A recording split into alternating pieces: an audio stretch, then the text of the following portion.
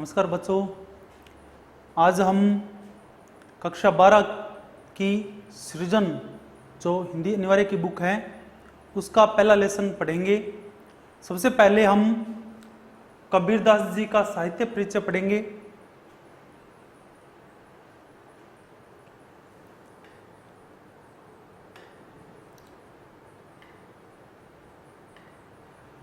देखो, कबीरदास जी हिंदी साहित्य के भक्ति काल के ज्ञानश्री शाखा के प्रमुख कवियों में जो कबीरदास जी हैं वो अग्रणी संत कवि माने जाते हैं। इनके जो वास्तविक माता पिता है उनके बारे में पता नहीं है, क्योंकि ये एक नदी में बहते हुए पाए गए थे। एक जुलाहा परिवार ने इनका पालन पोषण किया था, ठीक है ना, नीरू और निम्मा ने, ठीक है ना। नीरू और निम्मा एक जुलाहा दंपति थे जिन्होंने इनका क्या किया था, पालन पोषण किया था। स्वामी रामानंद के 12 शिष्यों में कबीर की जो गणना है वो सर्वप्रथम की जाती है, ठीक है ना। सर्वप्रथम ये आते हैं। ये एकेश्वरवाद और निर्गुण निराकार के उपासक थे। इनके ये मूर्ति पूजा में विश्वास नहीं करते थे। कबीर की रचनाओं के संग्रह को बीजक कहा जाता है। इनके जो जितने भी इन्होंने रचनाएं की है उस संग्रह को इन्होंने एक नाम दिया है बीजक। बीजक के 3 भाग हैं, साखी, शब्द और रमणी, ठीक है ना। उस बीजक के कितने भाग हैं? 3 भाग हैं, साखी, शब्द और रमणी। कबीर ने अपने काव्य में बाह्य आडंबरों, अंधविश्वासों, जातिगत भेदभावों को खुलकर क्या किया है, विरोध किया है।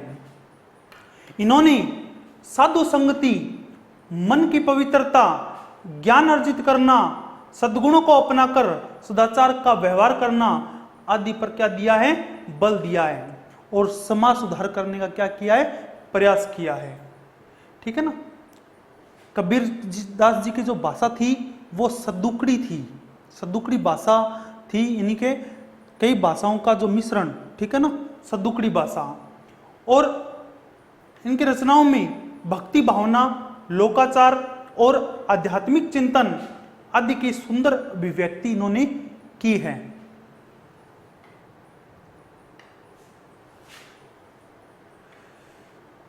अब हम पढ़ते हैं तुलसीदास जी का साहित्य परिचय।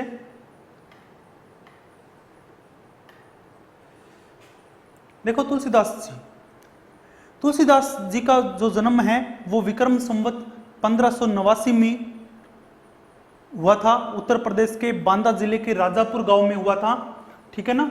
इनके पिता का नाम आत्माराम दुबे था, जबकि माता का नाम क्या था, हुलसी देवी था, ठीक है ना। ये जन्म के समय इनकी जो अवस्था थी वो 5 वर्ष के बालक के समान थी।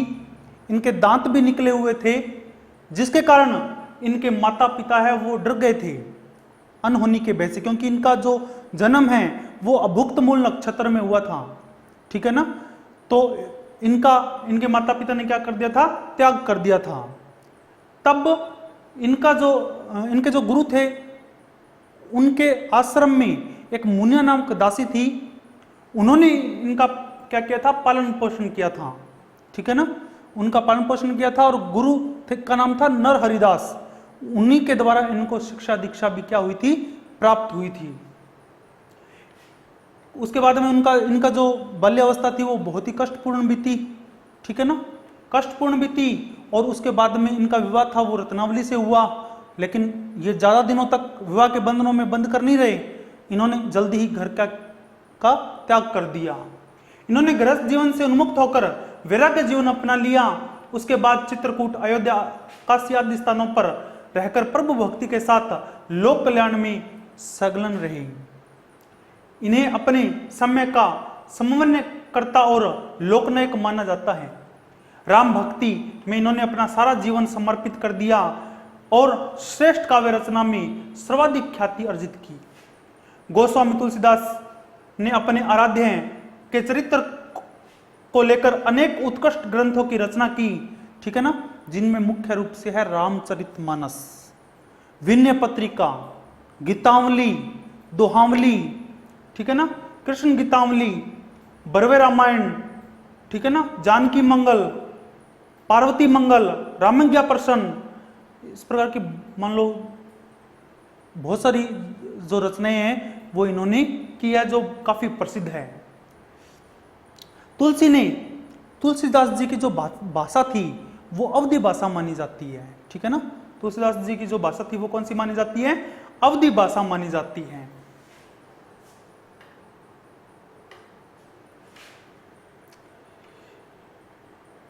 ये था तुलसीदास जी के बारे में। अब तीसरे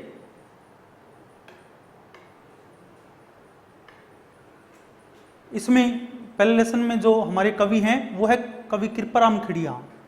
देखो, हिंदी साहित्य के प्रसिद्ध और राजस्थानी भाषा के प्रसिद्ध कवि कृपाराम खिड़िया का जन्म सन 1743 में हुआ था, ठीक है ना।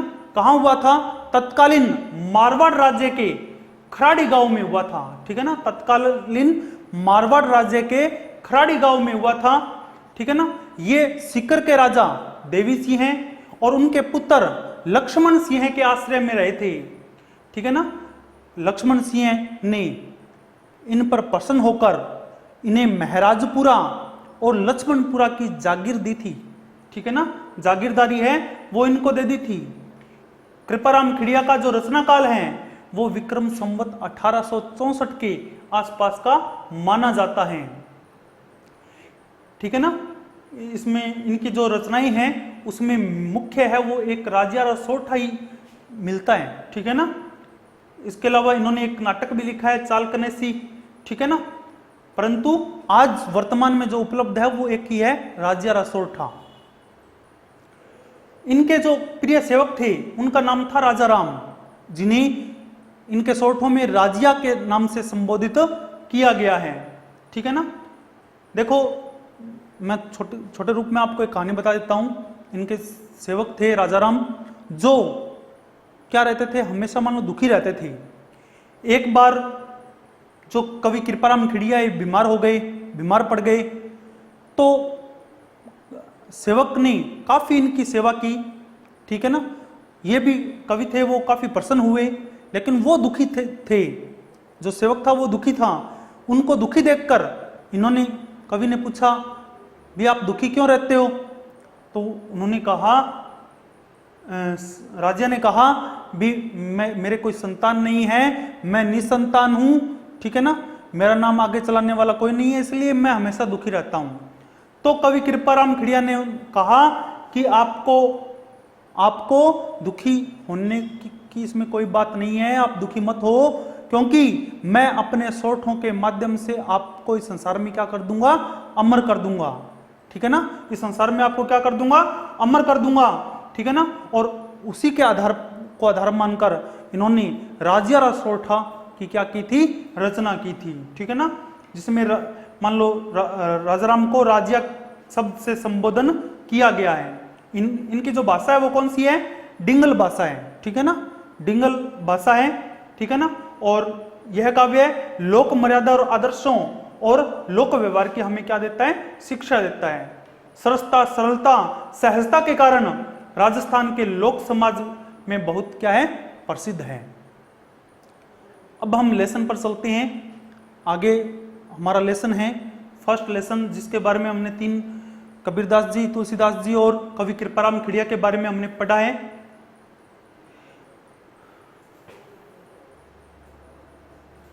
त्याग तो ऐसा कीजिए सब कुछ एक ही बार, यानी कि यहां पर कबीरदास जी कहते हैं कि जिस वस्तु का हमें त्याग करना है अथवा जो वस्तु हम दान में देना चाहते हैं, हमें उसका एक ही बार में त्याग कर देना चाहिए अथवा उसको हमें एक ही बार में दान में दे देना चाहिए। सब प्रभु का नहीं निहचे किए विचार, और जिस समय वो वस्तु हम दान में दे रहे हैं, ठीक है ना, उस वस्तु का हम त्याग कर रहे हैं, उस समय हमारे मन में एक ही विचार होना चाहिए कि ये वस्तु मुझे ईश्वर, ठीक है ना, प्रभु अर्थात ईश्वर से मिली है और मैं इसे वापस किसको सौंप रहा हूं? ईश्वर को ही सौंप रहा हूं। यानी कि इस प्रकार के विचार होंगे तभी वो दान क्या माना जाता है, सार्थक दान माना जाता है। ठीक है ना, इसलिए इसमें कहा गया है कि हम जिस समय हम त्याग कर रहे हैं, ठीक है ना, कोई वस्तु को दान में दे रहे हैं, तो हमें एक ही बार में दान में दे देना चाहिए। और दान में देते समय हमारे मन में एक विचार होना चाहिए, एक ही विचार होना चाहिए कि ये वस्तु मुझे ईश्वर से मिली थी और मैं इसे वापस ईश्वर को ही सौंप रहा हूं। सुनिए गुण की वार्ता अवगुण लीजिए नहीं, इनके गुण वाली बातों को हमें बार बार सुनना चाहिए, अवगुणों को हमें ग्रहण नहीं करना चाहिए, अवगुणों को हमें ग्रहण नहीं करना चाहिए। हंस क्षीर को गहत है, नीर सो त्यागे जाही। जिस प्रकार हंस के सामने यदि दूध और पानी को मिलाकर रखा जाता है तो हंस दूध को पी जाता है और पानी को छोड़ देता है, उसी प्रकार हम जब दूसरों से बातें कर रहे होते हैं तो हमें अच्छी बातों को ग्रहण कर लेना चाहिए और बुरी बातों को क्या कर देना चाहिए, छोड़ देना चाहिए। आया समझ में? तीसरा देखो, छोड़े जब अभिमान को सुखी भया सब जीव, कि जब मनुष्य कर्ता भोक्ता होने का अभिमान छोड़ देता है, ठीक है ना, अर्थात ये मान लेता है, ये मानना छोड़ देता है कि मैं ही सब कुछ हूं, ठीक है ना, जब मनुष्य कर्ता भोक्ता होने का अभिमान छोड़ देता है तो वह सब प्रकार के सुखों को प्राप्त कर लेता है। भावे कोई कछुके, इनके उस समय दूसरे लोग चाहे उस व्यक्ति के बारे में कुछ भी बातें बनाए, मेरे ही निज पीव, लेकिन उस व्यक्ति के हृदय में जो उसका प्रिय परमात्मा बैठा है वो उस समय बहुत ही प्रसन्नता का क्या करता है, अनुभव करता है। उस समय बहुत ही प्रसन्नता का वो क्या करता है, अनुभव करता है। आगे है कि जाति न पूछो साधु की, पूछ लीजिए ज्ञान, कि जब हम जो सज्जन लोग होते हैं, ठीक है ना, साधु लोग होते हैं, हमें उनकी जाति या धर्म से किसी भी प्रकार का मतलब नहीं रखना चाहिए, ठीक है ना, केवल हमें उनसे ज्ञान की बातें हैं, अच्छी बातें हैं, वो ही ग्रहण करनी चाहिए। मोल करो तलवार का पड़ा रहने दो म्यान, कि जिस प्रकार जब हम तलवार खरीदने जाते हैं, तो उसका जो मूल्य है वो हम उसकी म्यान की सुंदरता को देखकर नहीं चुकाते, बल्कि तलवार की धार को देखकर उसका मूल्य चुकाते हैं, ठीक है ना। उसकी म्यान होता है कवर जो तलवार पर होता है, उसकी म्यान की सुंदरता को देखकर उसका मूल्य नहीं चुकाते, बल्कि तलवार की धार को देखकर उसका मूल्य चुकाते हैं, ठीक है ना। उसी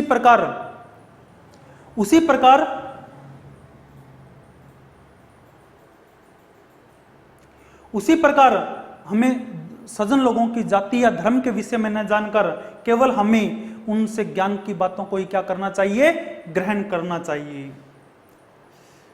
आगे देखो, संगत कीजिए साधु की कभी न निष्फल होए। यदि हम अच्छे लोगों की संगति करेंगे तो वो कभी निष्फल नहीं जाएगी, अर्थात उसका कोई ना कोई अच्छा फल वो हमें जरूर मिलेगा।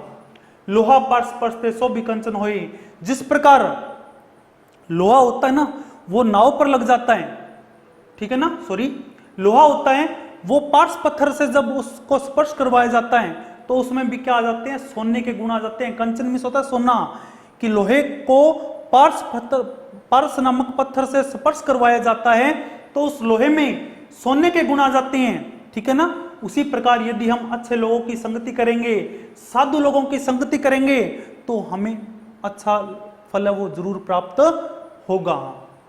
आया समझ में?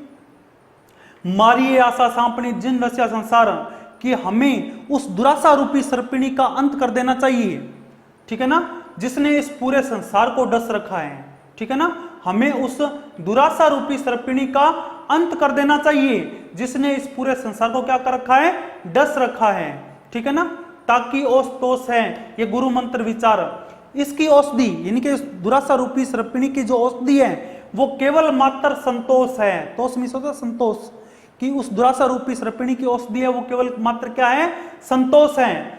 ये गुरु मंत्र विचार, हमें अपने इन गुरु के मंत्रों पर क्या करना चाहिए, विचार करना चाहिए, ठीक है ना, सोचना चाहिए।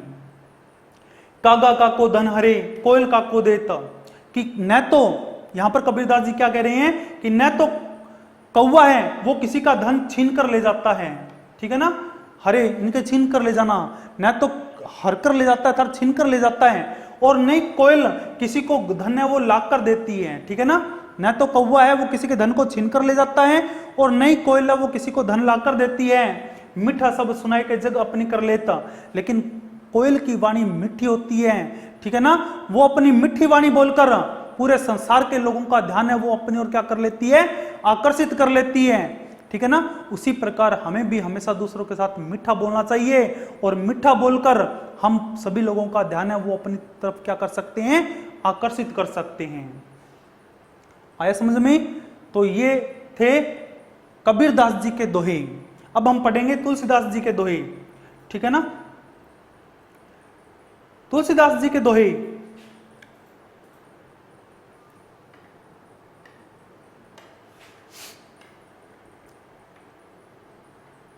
तुलसीदास जी के दोहे हम पढ़ेंगे कि काम क्रोध मद लोभ रत ग्रहसक दुख रूप, कि जो व्यक्ति हमेशा काम क्रोध अहंकार, मद मिस होता है अहंकार, अहंकार लोभ ग्रह सुख आदि में पड़ा रहता है, रत मिस होता है पड़ा रहना या डूबा रहना, कि जो व्यक्ति काम क्रोध अहंकार लोभ ग्रह सुख अर्थात पत्नी सुख में पड़ा रहता है, ते किमी जानी रघुपति ही, ऐसे व्यक्ति भगवान श्री राम की महिमा से हमेशा अपरिचित रहते हैं, मूड भरे भवकूप, और ऐसे व्यक्ति ऐसे मूर्ख व्यक्ति हमेशा सांसारिक रूपी कुएं में पड़े रहते हैं, ऐसे मूर्ख व्यक्ति हमेशा सांसारिक रूपी कुएं में पड़े रहते हैं, ठीक है ना। इसलिए हमें इन चीजों से, ठीक है ना, काम क्रोध अहंकार लोभ ग्रह सुख, इन चीजों से हमें क्या रहना चाहिए, दूर रहना चाहिए, ठीक है।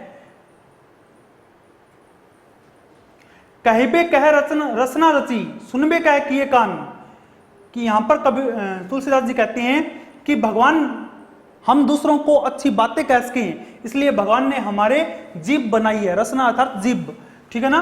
दूसरों से अच्छी बातें सुन सकें, इसलिए भगवान ने हमारे क्या है, कान बनाए हैं, ठीक है ना। सुनबे कह किए कान, दूसरों से अच्छी बातें सुनने के लिए हमारे कान बनाए हैं। द्रव्य का है चित हित सहित, और दूसरों के हितों की रक्षा की जा सके, इसलिए भगवान ने हमारे अंदर चित्त अर्थात मन की स्थापना की है, हृदय की स्थापना की है, परमार्थ सुजान, इसलिए हमें अपना पूरा जीवन परमार्थ में अर्थात अच्छे कार्यों में लगाना चाहिए। परमार्थ इनके अच्छे कार्य हैं, ठीक है ना। तभी तो कई बार कहते हैं ना कि उसका मन है वो पिघल गया, उसका हृदय वो पिघल गया, तो वही बात है। इसलिए भगवान ने हमारे अंदर चित्त अर्थात मन की क्या की है, स्थापना की है, ठीक है ना, ताकि दूसरों के हितों की क्या की जा सके, रक्षा की जा सके, ठीक है ना। इसलिए हमें पूरा जीवन अपना किस में लगाना चाहिए, परमार्थ में, ठीक है ना, दूसरों की सेवा में, भगवान की भक्ति में, ईश्वर की भक्ति में हमें अपना पूरा जीवन लगाना चाहिए। आगे देखो,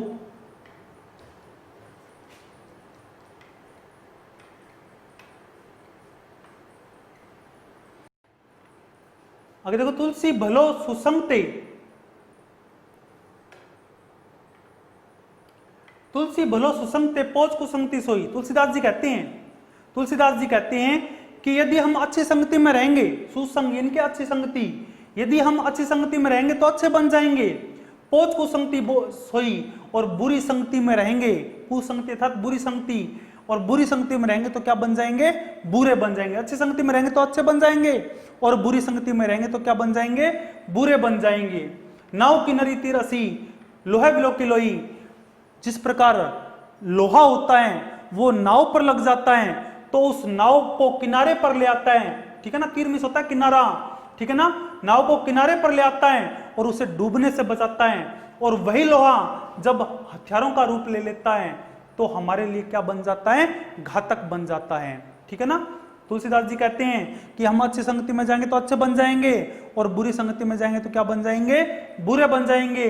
जिस प्रकार नाव पर जब लोहा लग जाता है तो उस नाव को वो डूबने से बचाता है, और कहां पर ले आता है, किनारे पर ले आता है, ठीक है ना। और वही लोहा जब हथियारों का रूप ले लेता है तो हमारे लिए क्या बन जाता है, घातक बन जाता है, ठीक है ना, परेशानी खड़ा करने वाला बन जाता है। आगे देखो, राम कृपा तुलसी सुलभ, राम कृपा तुलसी सुलभ गंग सुगंग समान, राम कृपा तुलसी सुलभ गंग सुगंग समान।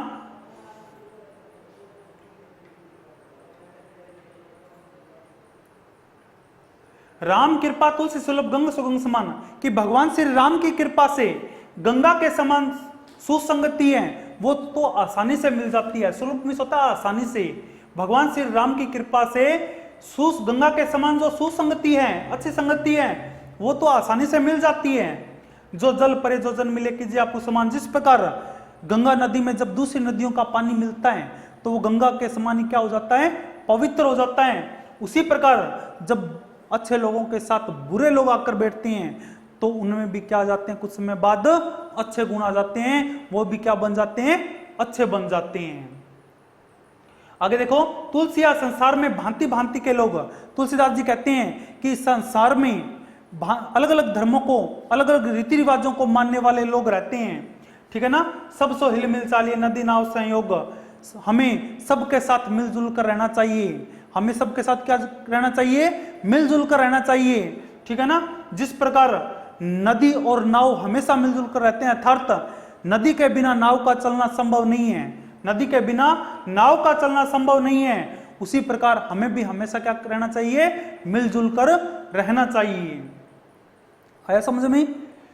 आगे बढ़ते हैं।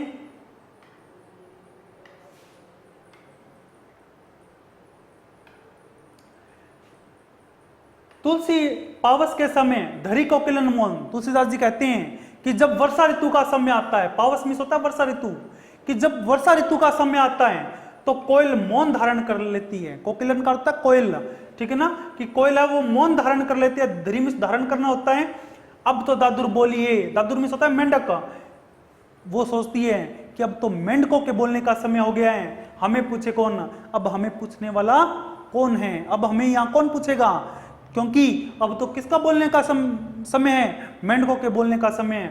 उसी प्रकार जहां सज्जन व्यक्ति होते हैं वो दुर्जनों की अधिक संख्या में दुर्जनों को देखते हैं, तो सज्जन व्यक्ति वो अपने आप को क्या करवा लेते हैं, चुप करवा लेते हैं, क्योंकि उनको पता है कि अब हमारी बातों को कोई नहीं सुनेगा, ठीक है ना, अब हमारी चुप रहने में क्या है, भलाई है। आगे देखो, तुलसी असमय के सखा धीरज धर्म विवेक, तुलसीदास जी कहते हैं कि धैर्य धर्म, ठीक है ना, साहित्य साहस और सत्य व्रत का पालन करना। तुलसीदास जी कहते हैं कि धैर्य धर्म साहित्य साहस और सत्य व्रत का पालन करना ये मनुष्य के बुरे समय के मित्र होते हैं। असमय के सखा, सखा मिस होता है मित्र, कि ये हमारे बुरे समय के क्या होते हैं, मित्र होते हैं, ये हमारे बुरे समय के क्या होते हैं, मित्र होते हैं, ठीक है ना, ये हमारे बुरे समय के क्या होते हैं, मित्र होते हैं। राम भरोसो एक, हमें क्या करना चाहिए, यानी कि राम भरोसा के, यानी कि हमें अच्छा समय आने का इंतजार करना चाहिए और भगवान श्री राम पर भरोसा रखना चाहिए, अच्छा समय आने का इंतजार करना चाहिए और भगवान श्री राम पर क्या रखना चाहिए, भरोसा रखना चाहिए, ठीक है ना।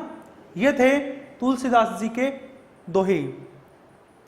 अब मैं आपको यहां पर एक चीज बता दूं,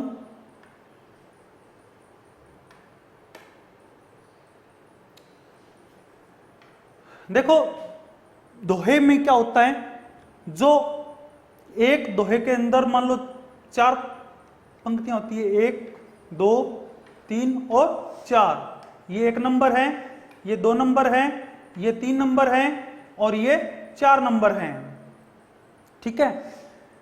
अब जो पहली और चौथी होती है, पहली और तीसरी पंक्ति में इसमें होगी 13 मात्राएं और दूसरी और जो चौथी पंक्ति होगी उसमें होगी 11 मात्राएं। तो वहां पर कौन सा होता है, दोहा छंद होता है। जैसे जो 1 मात्रा होती है उसको तो इस प्रकार समझाया जाता है 1 से, और 2 मात्राएं होती है उसको इस प्रकार समझाया जाता है एस, जो चिन्ह है वो लगता है, ठीक है ना। तो देखो छोटी मात्रा वाले जो शब्द होते हैं वो उसकी 1 मात्रा मानी जाती है, किसी की मात्रा होती नहीं है तो वो भी 1 मात्रा मानी जाती है। उसके अलावा कोई भी वर्ण है उससे पहले वाला जो वर्ण है वो आधा है, ठीक है ना, कोई अक्षर है उससे पहले जो वर्ण है वो आधा है, ठीक है, स्वर मुक्त है, तो दोनों को मिलाकर 2 मात्राएं मानी जाती हैं, दोनों को मिलाकर उस आधे को और उस पूरे को दोनों को मिलाकर 2 मात्राएं मानी जाती हैं, ठीक है ना। तो ये कुछ नियम है। अब हम मात्राओं को गिनते, देखो इसकी एक मात्रा, इसकी एक मात्रा, इसकी दो मात्रा, क्योंकि बड़ी मात्रा है, इसकी एक मात्रा, इसकी एक मात्रा, इसकी एक मात्रा, इसकी एक मात्रा, इसकी दो मात्रा, ठीक है ना, इसकी एक मात्रा, इसकी दो मात्रा, उसके बाद में इसकी दो मात्रा, इसकी एक, इसकी एक, फिर एक, एक, एक, फिर एक, दो, एक, इसकी दो, इसकी एक, एक, फिर दो, ठीक है,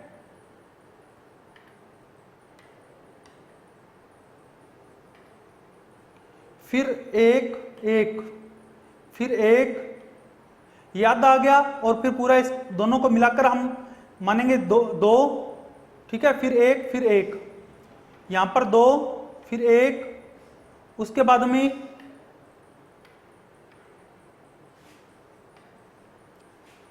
एक, दो, दो, फिर दो, एक, क्योंकि ये मात्रा है इसलिए इसको भी हम दो मानेंगे। तो अब देखो गिनो इनको, 1 2 3 4 5 6 7 8 9 10 11 12 13, तो यहां तक 13 मात्राएं हो गई। यहां तक कितनी मात्रा हो गई? 13, ठीक है ना, 13 मात्रा हो गई। उसके बाद में 2 3 4 5 6 7 8 9 10 11, और आगे जो ये है ये कितनी मात्रा हो गई? 11 मात्रा हो गई। इसी प्रकार 2 3 4 5 6 7 8 9 10 11 12 13, ये भी 13 मात्राएं हो गई, ठीक है ना, और 2 3 4 5 6 7 8 9 10 और 11, ये कितनी हो गई? 11 मात्राएं हो गई, ठीक है ना। तो मैंने यही बोला था आपको कि पहली और तीसरी पंक्ति में 13 13 मात्राएं हो और दूसरी और चौथी पंक्ति में 11 11 मात्राएं हो, तो वहां पर कौन सा छंद होता है? दोहा छंद होता है, ठीक है ना। तो ये आपको ध्यान रखना है, ठीक है ना। इस प्रकार प्रत्येक जो कबीरदास जी के और तुलसीदास जी के दोहे थे वो इसी प्रकार होंगे, पहली और तीसरी पंक्ति में 13 13 मात्राएं और दूसरी और चौथी पंक्ति में 11 11 मात्राएं होगी। अब हम आगे बढ़ते हैं, ठीक है, और चलते हैं कवि कृपाराम खिड़िया पर।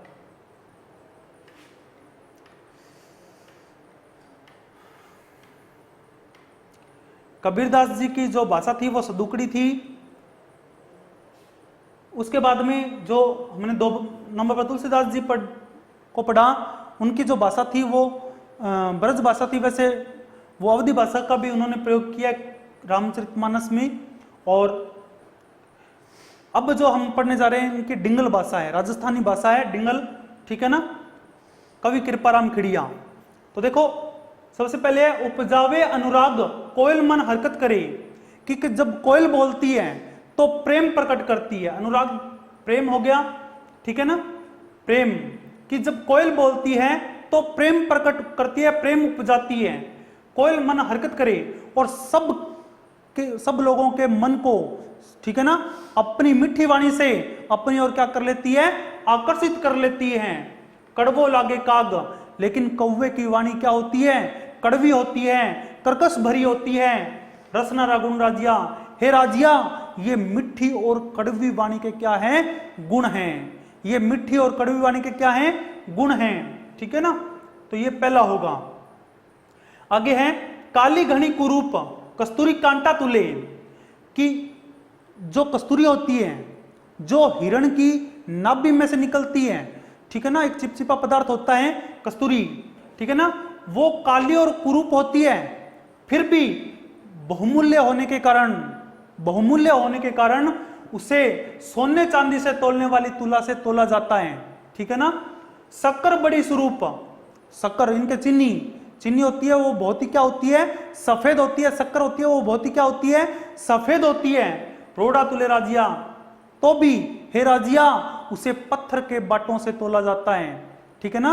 अर्थात इनके मनुष्य के बाहरी रूप रंग को नहीं देखना चाहिए, बल्कि उसके आंतरिक ज्ञान को देखना चाहिए, ठीक है ना, आंतरिक गुणों को देखना चाहिए, ठीक है। आगे है डूंगर जलती लाए जो वे सारो ही जगत, कि दूर पहाड़ों पर यदि आग लगी है, ठीक है ना, दूर पहाड़ों पर यदि आग लगी है तो जो वे सारो ही जगत, इनके तो पूरा संसार उसको देख सकता है। दूर पहाड़ों पर यदि आग लगी है ना तो पूरा संसार उसको देख सकता है, ठीक है ना, और आप भी उसे आसानी से देख लोगे। पर जलती निज पाए रति न सूझे राजिया, लेकिन यदि आपके पैरों के पास आग लगी है तो हे राजिया वो आपको दिखाई नहीं देगी, ठीक है ना। दूर पहाड़ों पर आग लगी है ना तो वो उसे आप आसानी से देख लोगे, लेकिन यदि आपके पैर के पास आग लगी है तो आपको वो दिखाई नहीं देगी, ठीक है ना। अर्थात हम दूसरों की गलतियां तो आसानी से देख लेते हैं, लेकिन स्वयं की गलती है वो हमें दिखाई नहीं देती, स्वयं की गलती है वो हमें दिखाई नहीं देती, ठीक है। आया समझ में? अब हम आगे चलते हैं।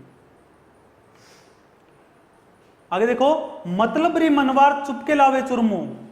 यदि किसी मनुष्य को आपसे मतलब सिद्ध करना है, आपसे काम निकलवाना है, तो वो आपको चुपके से चूरमा भी खिला देगा, अर्थात आपकी मन चाही मिठाई आपको लाकर खिला देगा। बिन मतलब मनवार राब न पावे राजिया, और हे राजिया जिस दिन उसका मतलब निकल गया, ठीक है ना, उसका मतलब सिद्ध हो गया, उस दिन आदर सत्कार तो दूर की बात, वो आपको पीने के लिए राबड़ी भी नहीं पूछेगा, ठीक है ना। राबड़ी को यहाँ पर एक तुच्छ वस्तु यथार्थ एक छोटी वस्तु माना गया है कि आदर सत्कार तो दूर की बात है, वो आपको राबड़ी के लिए भी नहीं पूछेगा जब उसका मतलब निकल गया, उसका काम है वो उस व्यक्ति से निकल जाता है, तो आदर सत्कार तो दूर की बात होती है, वो पीने के लिए राबड़ी भी नहीं पूछेगा। ये इसमें बताया गया है। आगे देखो, मुख ऊपर मिठियास घट माही खोटा गणी, कि जो व्यक्ति, यहां पर कवि कृपाराम खड़िया कहते हैं कि जो व्यक्ति मुंह के सामने मीठा बोलता है और पीठ के पीछे बुराई करता है, इसड़ा सुई क्लास, ऐसे लोगों से हमें कभी भी मित्रता नहीं रखनी चाहिए। क्लास का अर्थ है मित्रता, यानी कि हमें ऐसे लोगों से कभी भी मित्रता नहीं रखनी चाहिए, ऐसे लोगों से हमेशा दूरी बनाकर रखनी चाहिए। राखी जी ने राजिया, हे राजिया ऐसे लोगों से कभी भी मित्रता न रखकर ऐसे लोगों से हमेशा दूरी बनाकर रखनी चाहिए। कौन से लोगों से? जो मुंह के सामने मीठे बोलते हैं और पीठ के पीछे क्या करते हैं? बुराई करते हैं। आया समझ में? आगे देखो, सच्चो मित्र सचेत, कि जो सच्चा मित्र होता है वो हमेशा सावधान रहता है। सचेत मीन्स होता है सावधान, कि जो सच्चा मित्र होता है वो हमेशा क्या रहता है? सावधान रहता है। कहो काम ना करो किसो, और वो अपने मित्र का बिना कहे कोई भी काम है वो आसानी से कर देता है।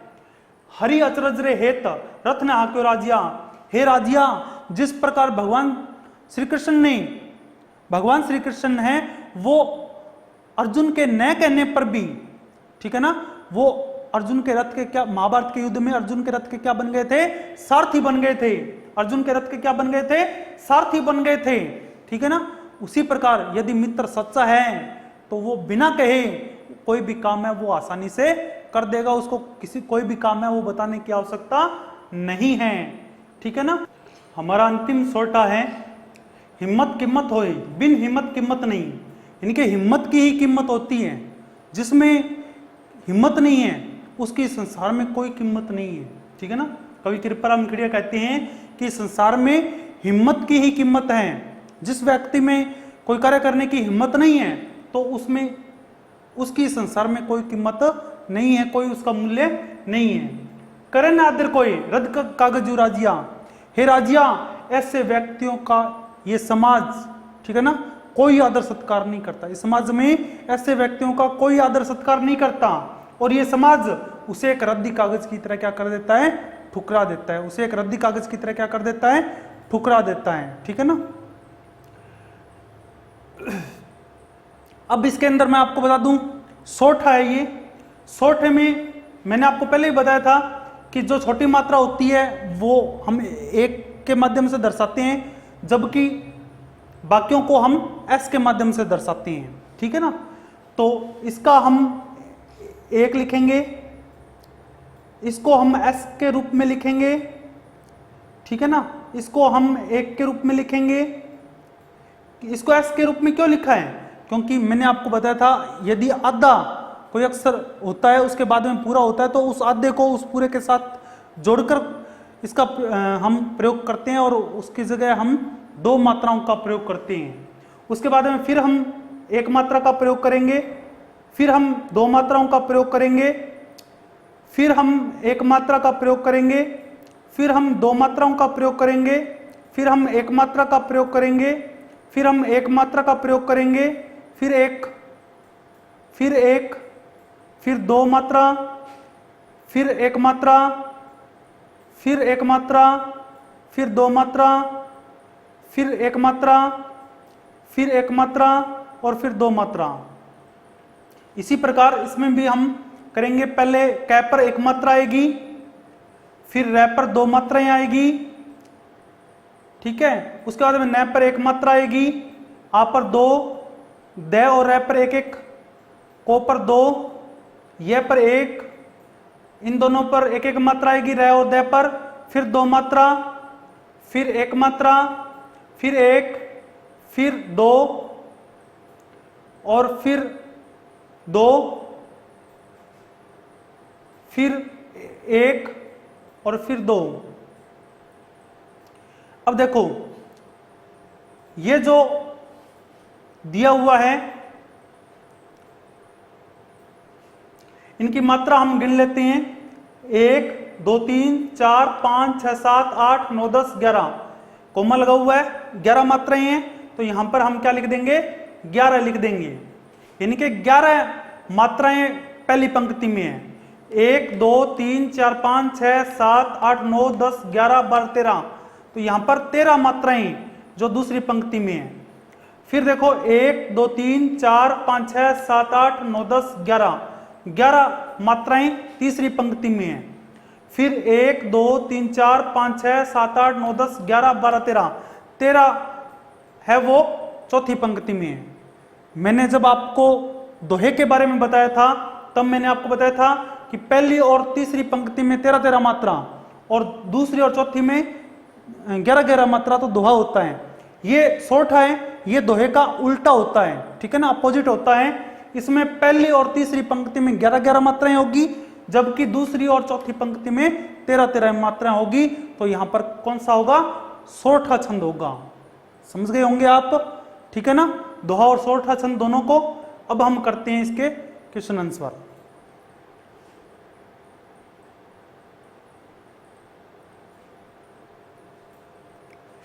देखो पहला प्रश्न है, आशा सांपनी की औषधि है, ठीक है ना। आशा सांपनी की औषधि, हमने माया सुख संपदा संतोष, तो मैंने आपको बताया था कि संतोष है वो इसके अंदर सही होगा कि उस दुराशा रूपी सर्पिणी का हमें अंत कर देना चाहिए, उसकी औषधि केवल मात्र संतोष है, ये हमने पढ़ा था। कवि ने कस्तूरी व चीनी के माध्यम से मनुष्य के किन गुणों की ओर संकेत किया है? तो आंतरिक गुणों की ओर संकेत किया है, ठीक है ना। वैसे आंतरिक और बाह्य दोनों है, लेकिन आंतरिक गुणों की ओर संकेत किया, बाह्य रूप रंग होता है, ठीक है ना, इसलिए आंतरिक गुणों की ओर संकेत किया है। हंस के उदाहरण से कवि हमें क्या शिक्षा देना चाहता है? तो देखो जिस प्रकार हंस होता है उसके सामने जब दूध और पानी को मिलाकर रखा जाता है तो वह दूध को पी जाता है और पानी को क्या कर देता है? छोड़ देता है। उसी प्रकार हमें भी यानी कि अच्छी बातों को ग्रहण करना चाहिए और बुरी बातों को क्या कर देना चाहिए? छोड़ देना चाहिए। दूसरा प्रश्न है, मोल करो तलवार का पड़ा रहने दो म्यान से क्या तात्पर्य है? कि जब हम तलवार का मूल्य चुकाते हैं तो तलवार की म्यान की सुंदरता को देखकर उसका मूल्य नहीं देते, बल्कि तलवार की धार को देखकर उसका मूल्य देते हैं, ठीक है ना। उसके बाद में कबीरदास ने संगति का क्या प्रभाव बताया? तो ये बताया कि अच्छी संगति में जाएंगे तो अच्छे बन जाएंगे और कुसंगति अर्थात बुरी संगति में जाएंगे तो क्या बन जाएंगे? बुरे बन जाएंगे। ईश्वर प्राप्ति के बाधक अवगुण कौन कौन से होते हैं? काम, क्रोध, अहंकार, लोभ, ग्रह सुख, ठीक है ना, ये हमारे ईश्वर प्राप्ति के बाधक अवगुण है वो होते हैं। तुलसीदास ने इंद्रियों की सार्थकता किसमें बताई है? परमार्थ से। परमार्थ अर्थात अच्छे कार्यों से ही इंद्रियों की क्या होती है? सार्थकता होती है, ठीक है ना। आगे है, कवि के अनुसार मनुष्य के जीवन में संगति का क्या प्रभाव पड़ता है? तो वही पहले भी आ चुका है ये प्रश्न कि यदि हम अच्छी संगति में जाते हैं तो अच्छे बन जाते हैं और बुरी संगति में जाते हैं तो क्या बन जाते हैं? बुरे बन जाते हैं। जिस प्रकार लोहा होता है ना, नाव पर लग जाता है तो उसे डूबने से बचाता है और किनारे पर ले आता है, और वही लोहा जब हथियारों का रूप ले लेता है तो हमारे लिए क्या बन जाता है? घातक बन जाता है। तो ये था हमारा पहला लेसन, पहला पार्ट, और आगे हम सेकंड लेसन करेंगे। तब तक के लिए नमस्कार।